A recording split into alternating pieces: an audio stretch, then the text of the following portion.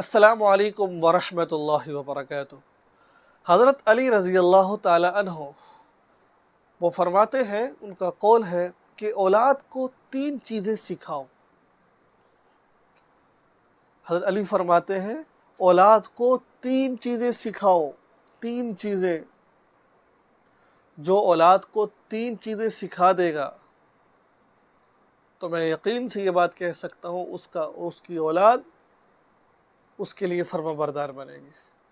میں یہ بات آپ سے کہتا ہوں۔ علی فرماتے 3 چیزیں سکھاؤ۔ ایک، نبی سے محبت، کہ وہ اپنے نبی سے دل و جان سے محبت کرے، نبی کی خاطر کٹ مرے۔ اور یاد رکھیے، نبی سے محبت سے مراد یہ بھی مراد ہے کہ نبی سے دل سے محبت کرنی اور نبی کے اعمال سے بھی محبت کرنی ہے، نبی کی ہر چیز سے محبت کرنی ہے۔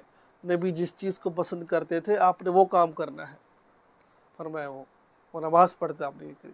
نمبر 2، جو آپ نے کام کرنا ہے، نبی کی اولاد، نبی کے ازواج مطہرات سے محبت کرنا سکھائیے اولاد کو، کہ نبی کی اولاد، نبی کے ازواج مطہرات، نبی کے گھرانہ کتنا مقدس گھرانہ تھا، کتنی قربانیاں دی۔ سب کچھ ہونے کے باوجود اللہ نے کہہ دیا تھا کہ یہ سب کچھ آپ کے لیے ہے، کہتے تو اس پہاڑوں کو سونے کا بنا دیتے ہیں۔ یہ تمام واقعات اپنی اولاد کو سکھائیے۔ نمبر 3، اپنی اولاد کو قرآن سکھائیے۔ مفہوم عرض کر رہا ہوں، قرآن پڑھنا سکھائیے۔ آج ہم اپنی اولاد کو سب کچھ سکھا دیتے ہیں، قرآن نہیں سکھاتے ہیں۔ میں خود قرآن پڑھاتا ہوں، الحمدللہ میرا قرآن سے بڑا لگاؤ ہے، اور مجھے اللہ سے امید ہے کہ یہ قرآن مجھے جنت میں لے کر جائے گا انشاءاللہ۔ اس وقت میرا سفارشی بنے گا جب کوئی میرے حق میں سفارش کرنے والا نہیں ہوگا، یہ قرآن میری سفارش کرے گا۔ میں جب 8 سال کا تھا، 10 سال کا تھا، میں قرآن پاک پڑھنا شروع کیا۔ آج میری عمر 34 سال ہے، الحمدللہ میں قرآن پڑھ بھی رہا ہوں، پڑھا بھی رہا ہوں۔ میرا ایک معمول ہے، قرآن سے قدر محبت ہے۔ اللہ اس محبت کو آخر تک قائم دائم رکھے اور اس کو ہمارے نجات کا ذریعہ بنائے۔ اللہ نے آپ سب کو، جتنے بھی دیکھنے والے سننے والے، قرآن کی محبت نصیب فرمائے۔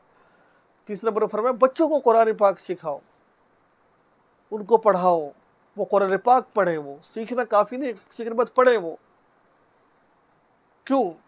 قرآن پاک کے بارے میں فرمایا، قرآن کے حافظ کرام قیامت کے دن انبیاء اور اس کے برگزیدہ حضرات کے ساتھ اللہ کی رحمت کے سائے میں ہوں گے، جس دن اللہ کے عرش کے سوا کوئی سایہ نہ ہوگا۔ انبیاء علیہم السلام میں، اور اس وقت جب کوئی سایہ نہیں ہوگا، اس وقت اللہ کے سائے میں نیچے ہوں گے۔ قرآن پاک کو بچوں کو حفظ کروائیں، یاد کروائیں۔ جس طرح سکول میں ہم محنت مشقت کرتے، قرآن پاک کے لیے بھی بچوں کو محنت مشقت کریں۔ اللہ تعالیٰ سے اللہ تعالیٰ تینوں باتوں پر عمل کی توفیق عطا فرمائے۔